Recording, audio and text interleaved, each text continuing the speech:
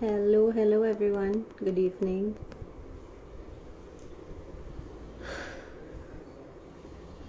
I'm gonna wait for a while for a few people to come on, and I'm gonna also wait for Swati to join us. Hi Camilla. How are you doing? With three now. Okay, so for everyone who's here, this is the first live of our anniversary special series of connecting with our community, talking about subjects that are important to all of us, relevant for all of us as parents, as women. And this first one that we're having is very, very special. We have with us today Swati Jagdish of Maya's Amma. You might know her page. She's a very, very popular sex educator and psychologist and lactation counselor, and she does all kinds of things. I'm going to wait for her to come on, and then I'm going to add her in.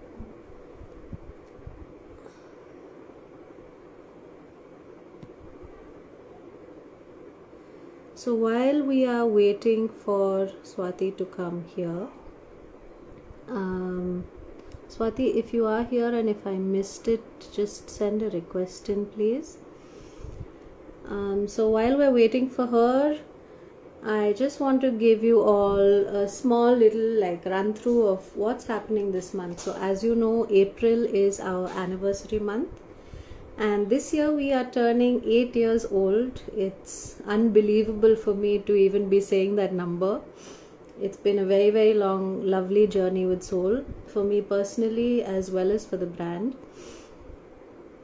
So as part of our 8 years anniversary celebrations, this year the thing that stood out to us the most was the fact that our community of baby wearing parents, mothers who support mothers and help other mothers, and women who are friends and supports to all of us as we're going through this beautiful journey of life.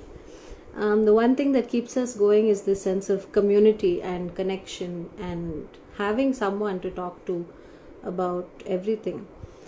So celebrating community this year, what we decided to do was to have a few more conversations about different subjects, because as you know, we're always talking about baby wearing, we're talking about attachment parenting, but we wanted this year to bring more people in, to have more conversations, to give you an opportunity to really ask your questions to experts, get answers, possibly just open up our minds a little bit and see what comes from there. So this one is the first of quite a few that we have planned, and I'm just going to check if Swati is here yet.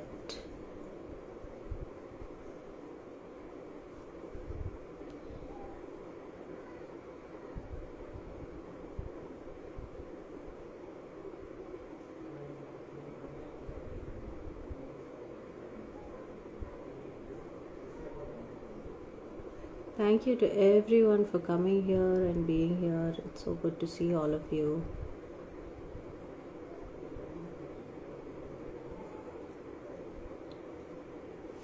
So in addition to live sessions, we also have some online activities planned. This Sunday we have a virtual journaling session planned. So please do sign up for that. That's also in our bio link.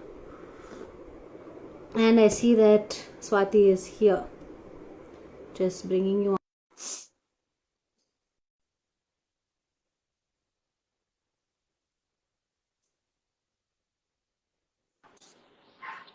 Hi. Hi, Rivka. Hi. How are you doing? I'm good. How are you? I'm great. It's been a long Friday to close the week. I'm really excited and thrilled to be doing this live with Soul, which is a brand that I've been hearing about from the time Maya was born. Yeah. I have worn her in the carrier. I have modeled for the carrier. So Yes. it's been exactly 7.5 years since I know the brand. Yeah. So I'm extremely Thank you thrilled to be. so much. Thank you so much for coming on today and being with us here today. I'm also very, very excited about the conversation because it's something that we all need to talk about. Yep. So I was just running everyone through why we are doing these sessions, and I was talking about how it is this sense of community of women supporting women, mothers supporting mothers, families supporting families, and how that's really a very huge part of this parenting journey and this life journey, I feel, as well. Yeah. Yeah. So thank you for being part of our community from so long ago. And let's hop into it. Would you like to introduce yourself to everyone who doesn't know you? Okay. So I am predominantly a lactation counselor. So that's what I've been doing for quite a long time now. But being part of a parenting network in our city, um, I could I could realize the importance of sex education, not just because parents in our support group used to come up with their questions and doubts and stuff that happens at home. They'll share and everything. So that way, I was um getting to know what all parents go through even before my child reached that stage. So even Correct. when she was 1 and 2, I could hear stories of parents who had kids age 3 or 4 or 5. So I could see a lot of things from the future. Okay, all this is going to happen. How do I prepare myself? Yeah. And with the breastfeeding awareness campaigns that we've been doing, also, I realized that there's a lot of lack of information, a lot of stigma, a lot of taboo around all these subjects related to the human body or any functions of the human body. So ultimately, at the end of the day, everything boiled down to sex education. So I thought, why not? I'm anyway talking about a lot of subjects related to sex education. I have a child that's growing. I need answers for my child's questions. So might as Yeah. well start doing the research and start helping other parents who are already reaching out to me. So that's how I drifted from lactation counseling to sex education. It's amazing how it's just all so interconnected and also relevant to our lives. Yeah. It makes me really sad and scared when there is a lack of information around and a lot of misinformation around as well. Yes, yes, yes. Um, so jumping right into it, because I don't want people to like feel like we're chatting on about our stuff, but jumping right into it, why would you say that sex education is very, very important to start at a young age? Uh, So a lot of people connect sex education with sex abuse, and abuse can happen at any age. It has happened to the vast majority of us, irrespective of gender. It is happening. We all know. Uh, but still, I want people to know that sex education is way beyond just sex abuse prevention. So there's a lot of other information that you need to talk to your children about, starting from their body parts, private parts, um, you know, from there into consent, into boundaries, into autonomy, of course, safety, and then emotions, relationships, love, gender, uh, you name it, it's part of sex education. So if you start thinking of um, uh, sex education, it is actually connected to every aspect of life. Every single day, something related to sex education is happening at home. It's just that a lot of parents don't realize it. For Yeah. example, in December, I use this example since December because this happened in December. I was feeling very cold, and then I put on a sweater, and then I asked my daughter to also put on a sweater, and then she told me, Amma, you are feeling cold, so you put on a sweater. I'm not feeling cold. So, what is her body going through? Yeah. That is her body autonomy. Okay, that is her decision making based on what her body needs, what she feels comfortable with, or where she feels safe with, or whom she feels safe with. So, I need her to understand her body very, very well, so that she can use the wisdom of the body for decision making in future. Yeah. So this is also part of sex education, which a lot of people haven't probably realized. Yeah. That's just what was like ringing in my head when you started talking about body autonomy. So I gave birth 6 months ago to my second child, and the difference between my first birth and my second birth was a vast amount of autonomy. And that came because of my own understanding, learnings, letting go of my own inhibitions, finding a very good doula, doing all those things. And all of that is rooted in that sense of autonomy and taking charge of your own body. Yes, yes. And so all of us are figuring it out now in our late 20s and early 30s, and some of us even in the late 30s and early 40s. So we want our children to figure all these things out much earlier. Yeah, for sure. And especially given that from the time we were kids as well, things by like going on public transport, just being out in public, knowing what is around you and how that could possibly affect you and how to stand up for yourself in those situations, right?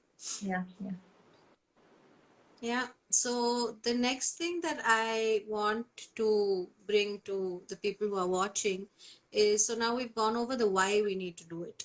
The second question I had was the when. How do you decide when is the right time? Okay. So there is no right time actually. My answer to parents who ask me this question is, right from the time your baby is born, a lot of things have actually started.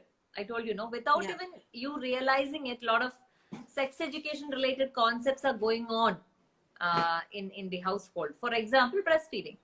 So when you're breastfeeding your child, you're actually introducing your child to your body, right? So you're going to have conversations around breastfeeding. You're going to breastfeed in public. You're going to have other women probably breastfeeding with you, next to you. Your family members are going to talk something about breastfeeding or not breastfeeding. So conversations are going on around the child right from the child's birth. And even at 6 months, when you start solid foods, there's a very strong connection with introduction to solids and consent education. So does the child feel free to say no at home? Or are the parents respecting the child's no or their body boundaries? What do the parents do if the child says, I'm done? So I would say sex education probably starts from 6 months then. Though it starts from the time your child is born, since the child is not actively communicating anything with you during that time, it's difficult for parents to process it. I understand. But from 6 months, it's very evident that the child is trying to tell you something. I'm done. Over. Okay, give me something else. Or I want more. I want more or whatever. So parents, they need to equip themselves to read that non-verbal communication. The child's body is what is communicating. So right from 6-7 months onwards, consent and boundary education has started. Again, at 7-8 months, parents observe stranger anxiety. So why is my child suddenly not going to people that my child was comfortable with up until yesterday? Are you respecting your child's body autonomy there? Or are you just giving your child off to that neighbor auntie or that grandma, whoever it is that the child is uncomfortable with? So 6-7 months, 8 months, 9 months, a lot of things are happening. Again, from 1 year onwards, tantrums start. So how are you communicating with your child? Are you creating an environment at home where the child feels comfortable to share whatever emotions the child is going through, which means gentle parenting is also connected with sex education, because that foundation that you establish with the communication that you have with your child, that foundation is going to help you communicate other things also with the child. When the child is going through some bad, tough emotion, I don't like calling it negative emotion, but people understand it as negative emotion. Emotions are not negative. It's but just still, when you go through some kind of sorrow, disappointment, whatever it is the child able to communicate that with you? Is there that environment at home where you have created that open communication channel? So all that is related to sex education. So I would ask parents to just start reading about it the moment you decide to become parents. because that's the time you're actually Yeah. starting your parenting journey, not after the child is born. The moment you Yeah. decide to have a child, you have become parents. Yeah. And that's the time when you have some mind space and free time to actually do the research, right? Yes, And to yes. find the experts and to have the Yeah, conversations. yeah. Yeah.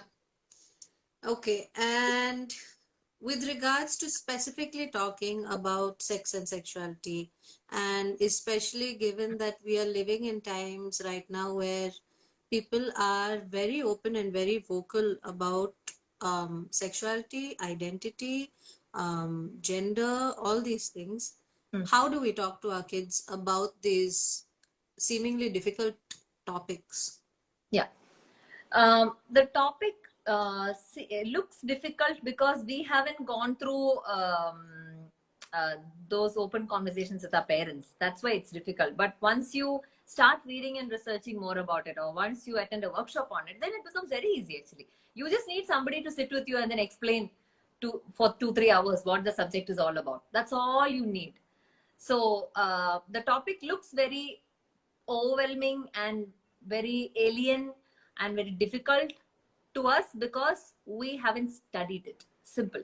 Yeah. So we just have to start studying the concept. And how long will it take?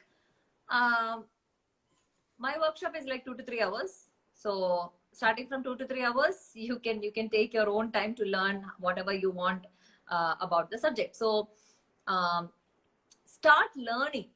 For example, what is um, age appropriate information that you can give, or what is age appropriate sexual development in a child. For example, what are certain things that a 0 to 4-year-old can do at home? What are certain things that are normal that a 4-year-old can do? What are certain things that a 4-year-old shouldn't be doing or saying? What are certain things that are normal between 4 to 8? What are certain things that are normal during a prepubescent stage? What are certain things that a child going through puberty will go through, will ask, will want to know about? So if you get to know that age appropriate sexual development, you will know that certain things that your child is doing or asking or saying, everything is normal for that particular age. Okay. Yeah. Or read more about self-soothing or masturbation or self-pleasuring, because that's something every child will do, Yeah. starting from age 1 onward. Some kids even earlier than that, they start exploring their private parts. So um, educate yourself on that. Again, what is the gender spectrum? Do you know what is LGBTQIA plus? Do you know what is homosexuality, or what is who is a transgender? So do you know that? Again, when I announce my sex education workshops, parents are like, no, my child is only 3 years old, isn't it too early? No, my child is just 6 months old. See, this information is not for the child. Yeah. That's what they It's don't for you realize. The to equip information yourself. is for the parents. It's not for the child. Even if your child is just born yesterday, also you can start You reading and can researching keep about that sex education. information in your in Yeah. your So once you get that information, then the second stage is to break the ice. So you need to get out of that comfort zone, because these conversations are very uncomfortable. Just to begin with, okay. Afterwards, it's kind of a breeze actually. So yeah. that ice breaking should happen at home, and that will happen in the first 2-3 years. Once you have conversations about private parts and safety and consent and all that, that ice will get broken by itself, and then books will help you a lot. Yeah. So there are There plenty are a of lot books. of very, very good children's books available now Yes, as well, yes, with yes. like well illustrated, well articulated, and really full of information. And you don't even have, like, you read it on your own and then you give it to your child to read because Yeah, it's a children's book. yeah, yeah. Yeah. So that's I what see a that's lot. what parents have to do. Say, so how to do it? Well, educate yourself on it. Yeah. Break the ice, and then we have to have these conversations before somebody else has these conversations with Yeah, the child. yeah. I think that's Yeah, the answer to when have it before they hear it from yes, someone else, yes. and it's a potentially Lot of people dangerous are asking force. book Yeah. recommendations. There are lots of books. So if I just say one or two, you'll only buy those. I want you people to do some research. And there is Sex Positive Families website is there. Planned Parenthood is there.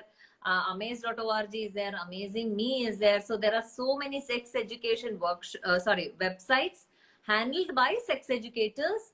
They will have curated a bunch of books I on think all of their websites. on your website as well, you've got some Yes, books put up some there. books. Yes, some books are there, but I don't have a lot of international, Authors. books. So yeah, that they can explore from these sex educators websites. Yeah. And for everyone who's here, I'm sure most of you are already following Swati, but her page really is, especially because this live has been happening when you were saying something about earlier about how to get into the subject and we have to get into it. I'm reminded of what Meher said in her live with you, where the reason something is taboo is because we've not bothered to learn about it. We've not bothered to even read about it, talk about it, do anything about it. Yes. So I think, yeah, the first step to lifting that taboo aspect to this is to just jump into the deep end ourselves. Yes. Yeah. Yes. Yeah. Yeah. So I'm going to jump into a few questions that people had, Swati. Hmm. Okay. My son is 11 years old. I can see he is getting hair near his private parts. How do I explain for his hygiene? Okay, so 11 years old means the parent has to get books on prepubescent development. And this child is already old enough to read, which means the parent doesn't have any job to do other than get a couple of books on prepubescent development. And they can just read through it once and then hand the book over to the son, and he will learn and he will understand. But what you need to do is you need to create that environment at home where the child feels comfortable to have conversations. Yeah. If you don't want to have conversations about the body, you can get books on it. But then there are so many other things apart from body and sex that you will have to talk about. For example, online safety, or something that the child watched on TV, on mainstream television itself. There can be a reality show that the child is watching on a regular basis where there is body shaming going on. So you can use these opportunities to have these conversations that you can do. So if you're uncomfortable to talk about the body all of a sudden, depend on books, but make sure that you have other kinds of conversations, because tomorrow this child can come up with gender related confusion. Amma, I don't think I like girls, I think I like boys. So what will you do? What are you going to do? Or is that child going to feel safe enough to even express that? That's the first see, the thing is, openness. We have all this taboo and stigma about the body. We only think about the body. There are so many other things that you'll have to talk about in future. For example, they can get into a relationship someday. That time they have to get back to you, right? For guidance or for an opinion or for something, right? So have you created that environment at home? That's more important than having a particular conversation about body hair. That is also important. But I'm telling this particular parent, all the other parents, that so many other things that you'll have to talk about at one point. Yeah. And it's so, following up on that, someone has asked, we can teach our kids, but what about other kids around? Obviously, we can't do anything about other kids, especially without their parents' permission. We won't be able to do anything. But as a responsible citizen, as somebody who understands this information, or as somebody privileged enough to live in a society where there is social media and where there are educators and where you are a part of Instagram community and all that, you can take a personal responsibility in educating your community. You can go talk to your school management. You can talk to a preschool that's in your locality. Conducting sessions and awareness programs in preschools is really it's easier than doing something in mainstream schools. Or you can talk to your apartment association. Most of the gated communities have very active apartment associations. So you can talk to the association. You can bring in NGOs. You can bring in some facilitator, some trainer, somebody to talk about all these things to the parents or children or whoever it is. So you can take that personal response, or you might know somebody in the Rotary Club, you will know somebody in Lions Club. So there are these voluntary organizations that are willing to fund all these things. So you can take that responsibility to do something for your community so that your child is also safe, because your child is part of your community, right? Yeah. That everybody can do. Yeah. And it's good now. I see a lot of schools actually opening up more and more to the conversation, and Yes. even bringing in like people like yourself and doctors and other people to talk to the Yeah, kids yeah, as well. yeah. Yes, yes. Yeah. And someone has asked when to start, how to openly talk as I am an introvert. When to start, you've covered. How to openly talk as I am an introvert myself. Yeah, see, we cannot actually uh, get comfortable around this concept that we are introverts, because there are children who are introverts also. Children who don't ask any questions. For example, my child doesn't ask any questions. She asks questions once I initiate conversations. Yeah. By default, she doesn't come and ask many things to me. But again, introvert parents can have children who are extroverts who ask a lot of questions. There are extremely curious kids out there. So if you are an introvert, your child might be an extrovert. If you are an extrovert, your child may be an introvert. So uh, this is not an excuse. We should just have these conversations. I told you, we have to somehow break the ice, somehow get through with our discomfort, and we have to have these conversations. Again, the solution that I can suggest from my side is workshops, because this is a proven method that parents are opening up after the workshop. So that is something that will happen, because for 3 hours you're listening to somebody who is trying to simplify this concept for you.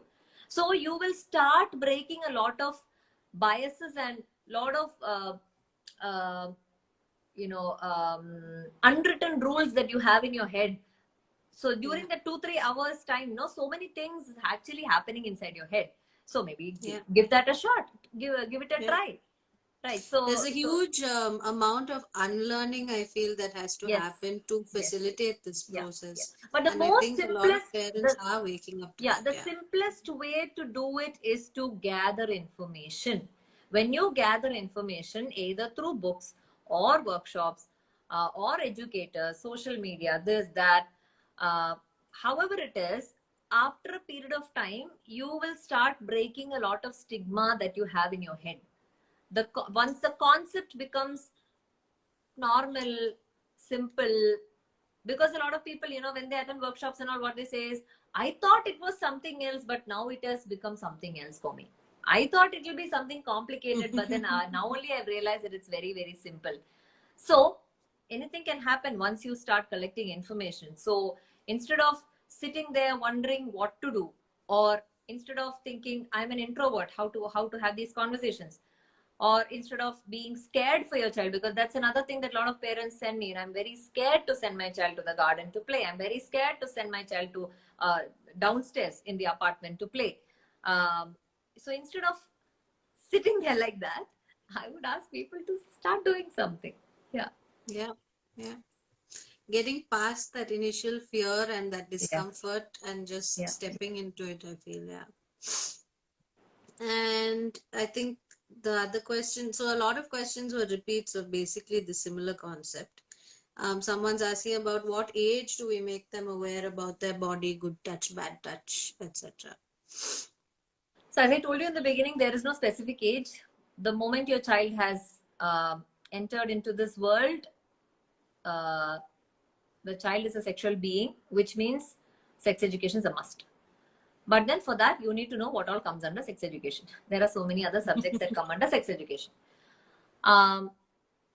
So again, I'm going back to the points that you need to start collecting information.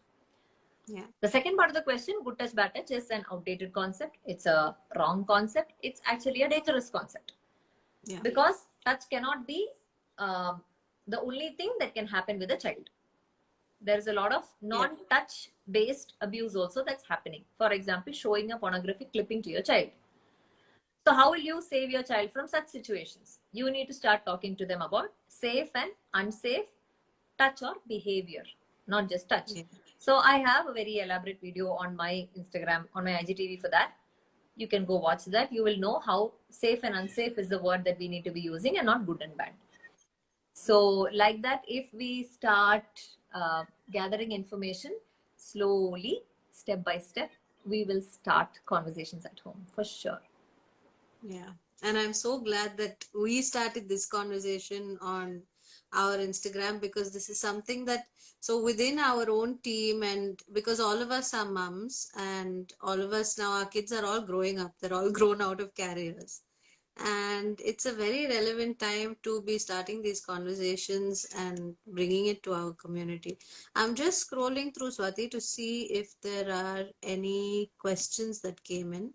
Okay. If anyone has any questions for Swati, please do drop them in the comments. I'm just slowly scrolling through to make sure I don't miss anyone. Like Swati said, her Instagram page is full of information, lots of Anybody who videos. has attended my workshop will know all of the information that I share in the workshop is already there on my handle. I haven't hidden anything from anybody. All the information is out there. It's out in the open. It's just that when people look at the Instagram handle, it gets a little overwhelming. Maybe once they sit for the workshop, then because I'm explaining it in a sequential manner, it might make more sense. But actually, all the information that I share in my workshop is there on my handle. Yeah.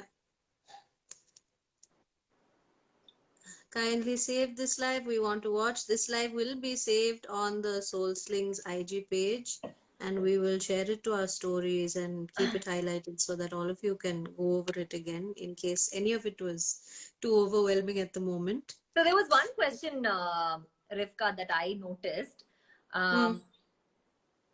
Yes, schools should start sex education it was more like a statement. But what I would say, no, even if schools start sex education sometime in the future, we will have to have conversations at home. That's very, very, very important, because schools won't be able to give them certain values that we follow with our family. So your family can have a different value system compared to somebody else's family. So there are certain rules that you follow in your family which can be different elsewhere. So an educator or a consultant who is taking class for some 25-30 kids will not be able to impart any kind of value system into these children. Again, if something happens, be very factual, right? Yeah, and again, if something happens at school or with somebody somewhere, the child has to have that environment at home to go share about these things. If education has happened at school, but then nothing is happening at home, the child feels lost. So, yeah, we cannot depend on the government or anybody in this matter. We need to take things into our own hands. Yeah, absolutely. Do you want to give everyone who's here an idea of how often you conduct your sessions, Swati, and where they can find your sessions?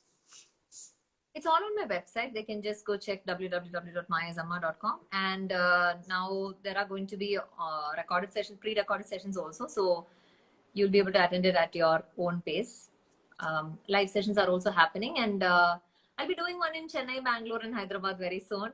Bangalore. Yes, we are very, very excited I want to the meet help you and support of Soul also for that. Absolutely. So, yeah.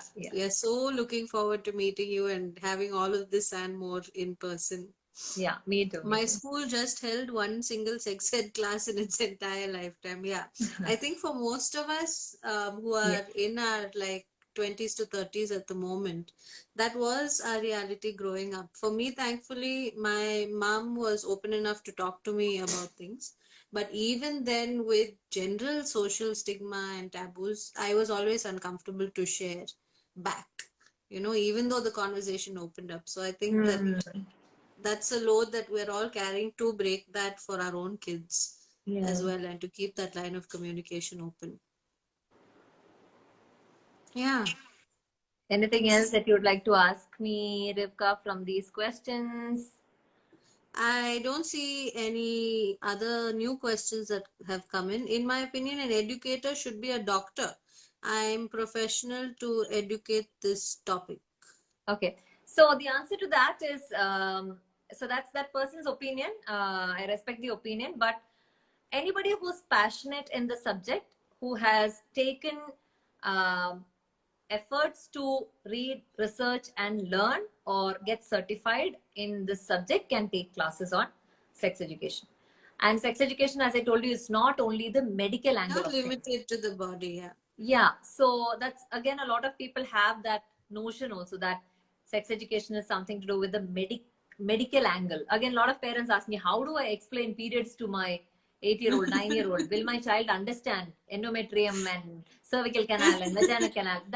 That's not how it We happens. had, Swati, I have to Yeah. share this with you, okay? Yeah, We sure. had a doctor come to us in, I'm not, those who know me know which college I went to, but I'm going to save the name for another private time. But in college, okay, so we are between 18 and 20.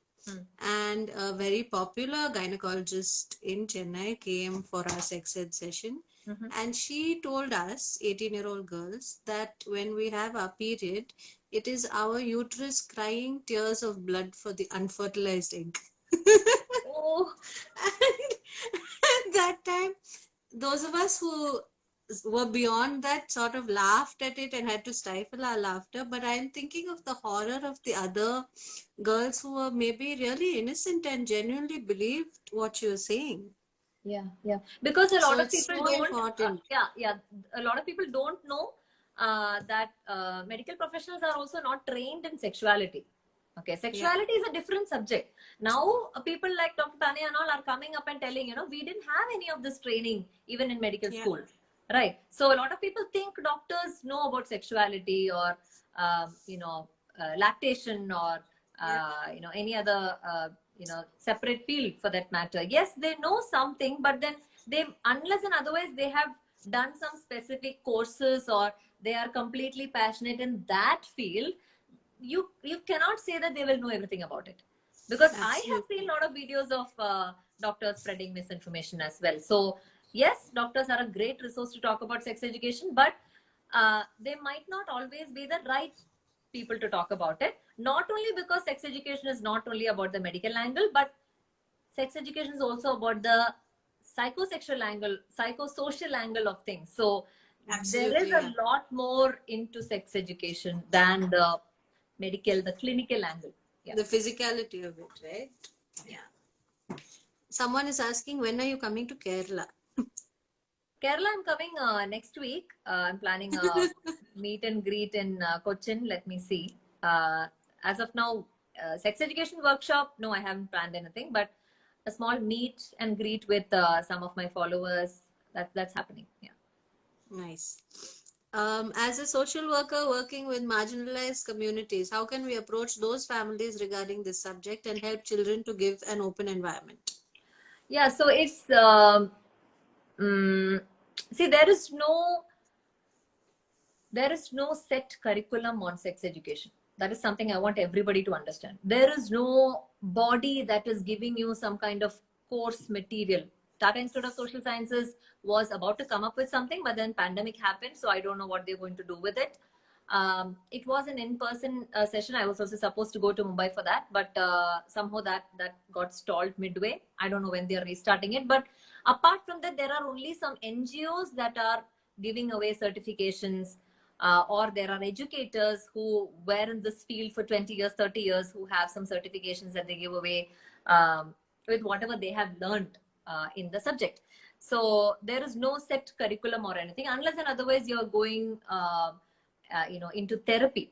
So when you're entering therapy, yes, you have to go through certain specific courses and all that. But to talk about sex and sexuality or any element of sex and sexuality, it is your own reading and research and whatever certifications that you can manage to attend, that will help you. There is no okay, go here, do this, then do this. There is no pattern like that you can follow. There is no template that you can follow. Again, some educators, they enter into menstrual health education, so they complete some courses with Menstrupedia or something, and then they start off as menstrual health educators. And some of them stick to it, some of them they start learning more, they become more interested in something else. From there, then they start talking about something else. So some of them who are medical professionals for that matter, they talk predominantly about the clinical angle of things, sexually transmitted infections or contraceptives and things like that. So whatever you are passionate about, if you are passionate about giving awareness on the LGBTQ spectrum, then you can actually focus on that. So you have to decide what you are interested in. Are you interested in conducting awareness programs, workshops, talking to huge groups of people, or do you want to do one-on-one work, counseling, therapy? So figure out what you're interested in, and then do your research, and you'll get there if you're actually extremely passionate about it. Yeah. And I wanted to also say that I feel like with regards to marginalized communities, a really good route is through the mothers of the community. Yeah. Because the mother is the one person who sort of facilitates everything else for the family. The mother is that core of the family, especially in marginalized communities. And that thing of empowering a woman, and therefore she empowers generations after her, I think that is a really nice One route more to give. suggestion that I can give this person is, because we have this Coimbatore Parenting Network in Coimbatore, and then we do a lot of awareness programs and workshops in our city. We've been doing it for the past 6.5, just close to 7 years. Something that we try every year during Breastfeeding Awareness Week is to go to public health centers, talk to the rural, segment of the community. So because they are not on social media, most of them are not on social media. So that is something that we talk about. Again, how can we approach is a very, very vague question, because you need to have information, you need to have the resources, you need to have the time, energy, and the language to approach them. Yeah. Because if you ask me to go and take a class in a rural area, I might not take, because I don't know most of the words that can work, or the regional language that will work in a certain village. I don't know. Yeah. So that's why I'm sticking to what I'm good at. I'm good at handling an urban audience. I'm good at handling a social media savvy audience. So I'm here. So if you feel you have the time, the resources, the information, and the language to get across to this certain community, go ahead. Okay. Yeah. So how to approach, you will learn only when you go through a lot of certifications and courses and classes, and maybe start reading more about sex and sexuality. You will know how to approach them, because whatever it is, what works will be simplifying concepts. So if you have the capability to simplify a complicated concept, then you can easily get it across to any audience, not just marginalized. Even very, very educated, very, very social media savvy people find it difficult to understand certain concepts when I explain. So it doesn't mean that marginalized people will not understand. There's nothing like that. If you can simplify any concept, everybody wants concepts to be simplified. So if you're able to do that, again, you will be able to help that community. Yeah. So Shivex M. Guptex, I hope that clarified the question for you. If you still feel like we misinterpreted your question, do let us know what you have to say about it. Ruch Ferns, are there any books you would recommend on sex education? I love reading. As a parent, I would like to educate myself more on this too. We have already spoken about it in the beginning of this live. There are websites that are handled and managed by sex educators themselves, like Sex Positive Families, for example, or Amazing Me Australia. You can reach out to these sex educators' websites. They would have put a list of books that you can try reading. Again, authors themselves have their own websites. Jamie Sanders has her website where she has all the 30-40 books that she has written. So like that also you can reach out for resources. That's great.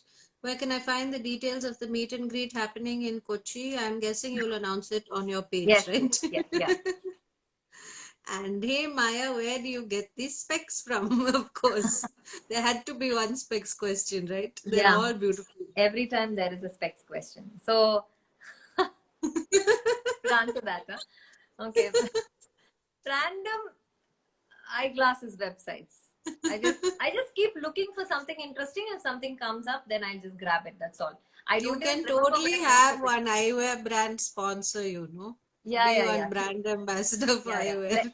Lenskart is where I usually go, but then since some designs and all are quite boring, I go check something quirky, something interesting, colorful somewhere. Yeah. Yeah. I think that's one of your signatures, the glasses and the big fun curly hair. Yeah.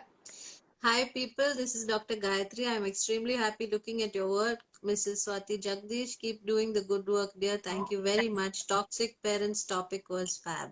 Thank you so much. Thank you. Keep supporting. Yeah, so to everyone who doesn't know Swati, her page is fantastic.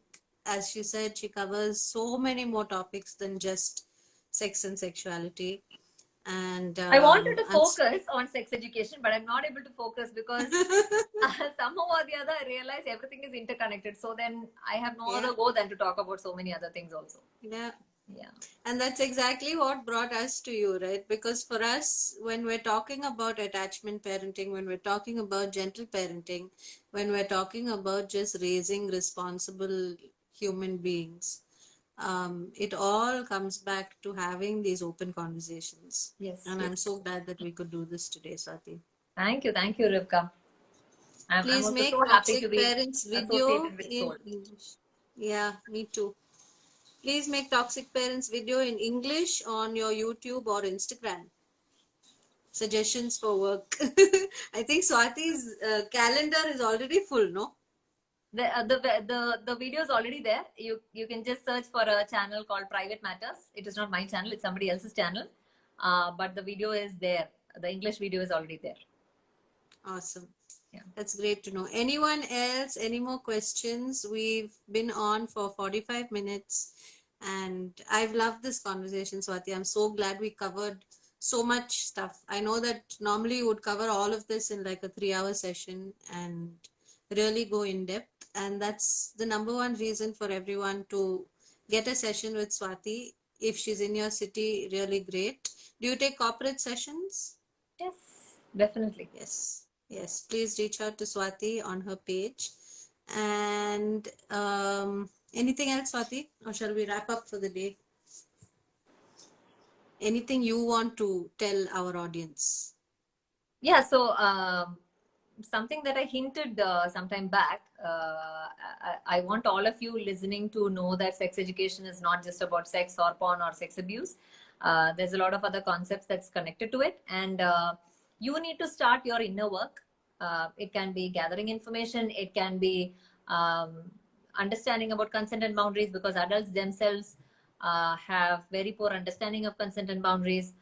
We were not trained to use boundaries in our lives. So it's very difficult for us to convey these concepts and talk about it with our children if we ourselves find it very difficult to say no or, open up about our opinions about certain things or talk to our own parents about certain things. So if we have boundary issues ourselves, then how will we impart boundary education to our children? So you need to do some personal work, some inner work, or it can be even therapy, counseling, because you might have gone through child abuse, you might be in an abusive relationship. If these things are all happening, then again it becomes very difficult to handle the child's sexual health because your own emotional health, sexual health, everything is um, uh, being sabotaged by your, whatever choices you have made in your life. So you need to probably start making different choices, go to professionals, read books, attend workshops. So whatever you can do to better yourself, please do that.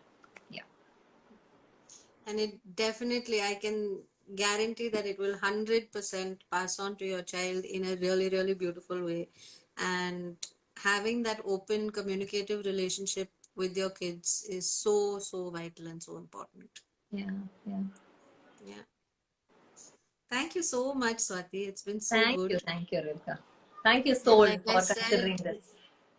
we are looking forward to seeing you in person in Bangalore Yes. and having so many more people join in. I'm just going to quickly remind everyone that it is our anniversary month. That's the main reason that these conversations are happening. We hope to carry it forward through the year and keep having these conversations over and over again, spreading more and more awareness. Look out on our page for all our, is that Maya? Can I open the door? It's going to be noisy. Is it okay? Because you're on live. Yeah. My son came and he got one finger up to please leave. Yeah, so this is the reality of mothers working from home as well. Soul is a team made entirely of mothers, so we all completely understand this feeling. And this month, look out for all our sessions. We're going to have some really fun ones. We're hoping to talk about equal parenting, about mental health and wellness for mothers, especially postpartum. So please do watch our page for all this information. We also have very exciting sales planned through the month. So make sure you don't miss all of those. Thank you again to you, Swati, and see you Thank very, you. very soon. Yeah. Bye. See you soon. Save the live, and anyone who has any other questions, even after the live is over, please do leave them in the comments. If it's anything that is out of my capacity to handle, I will definitely tag Swati and get her to answer your questions. Thanks so much. Have a Thank you. great Thank you. Thank evening, you. Bye. Swati. Bye. Bye. Bye.